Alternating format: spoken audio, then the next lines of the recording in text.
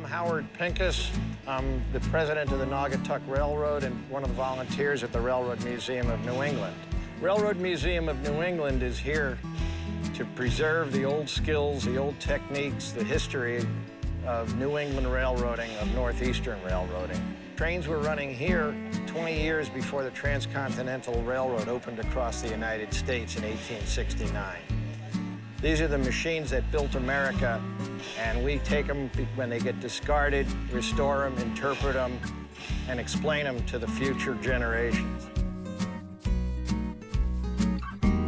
The museum has about 80 pieces of rolling stock, locomotives, cars, and we have smaller artifacts as well. We generally have 2 to 3 operating diesels at any one time, and we run 4 passenger cars in our regular service.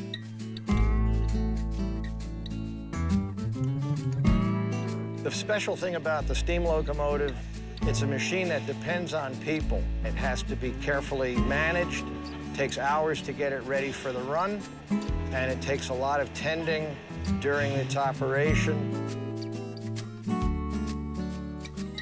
It's the iron horse, as we all learned as kids, and it's a living, breathing machine. If you hear it behind me, it's panting, it's ready to go.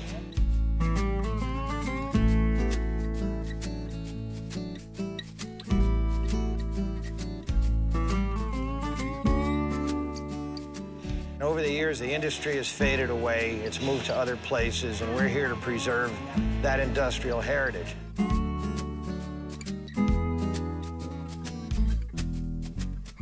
Someone once said, you guys have a couple of lifetimes of work ahead of you.